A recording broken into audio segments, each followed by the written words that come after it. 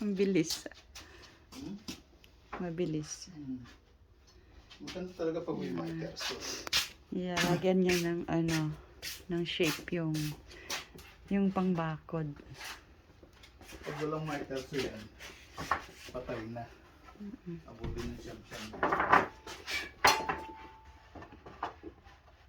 Pinangkat mo ng ano yan dati? Anong tawag doon? Backsplash? Yan ba yon? Ano Pinangkat mo ng backsplash natin? Nung gumawa ka nung ano? Oo, countertop. Wow, ang bilis ah. Dapat may paano ka sa tenga. Hindi.